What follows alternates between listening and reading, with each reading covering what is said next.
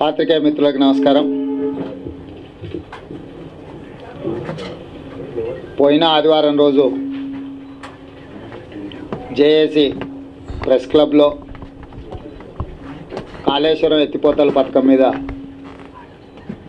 నీళ్లు నిజాల పేరు మీద పవర్ పాయింట్ ప్రజెంటేషన్ ఇచ్చి ఈ రాష్ట్ర ప్రభుత్వం ప్రధానంగా ముఖ్యమంత్రి కల్వకుంట్ల చంద్రశేఖరరావు గారి కుటుంబం ప్రజల యొక్క సెంటిమెంట్ అయిన నీళ్లను అడ్డం పెట్టుకొని ఏ విధంగా ధనదాహంతో దోపిడీ చేస్తున్నారో ప్రజల కళ్ళ కట్టినట్టుగా వివరించే ప్రయత్నం చేశారు.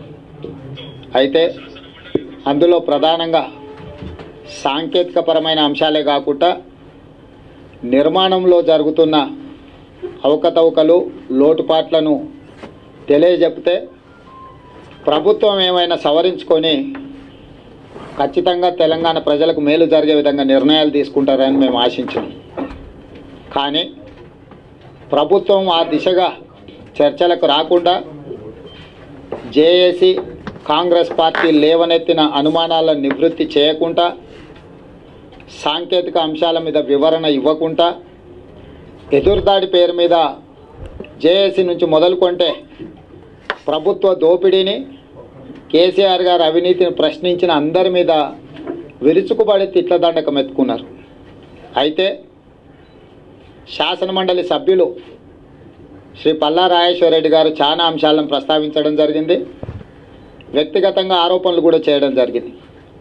అదేవిధంగా శ్రీ కల్వకుంట్ల తారక రామారావు గారు కూడా నిజామాబాద్ జిల్లాలో ఇతర ప్రాంతాలలో మాట్లాడుతూ అంశాలను ఏమనెత్తిన కాంగ్రెస్ పార్టీ నాయకులను ప్రభుత్వాన్ని కాంట్రాక్టర్లను బ్లాక్మెయిల్ చేస్తున్నారని చెప్పి ఎదురుదాడి చేసి అసలు అంశాన్ని పక్కదోవ పట్టించి నిర్మాణంలో జరుగుతున్న దోపిడీని ప్రజల యొక్క నీళ్ల దాహం తీరుస్తున్నామనే ముసుగులో కేసీఆర్ కుటుంబం తీర్చుకుంటున్న ధనదాహాన్ని కప్పిపుచ్చుకునే ప్రయత్నం చేసిండ్రు.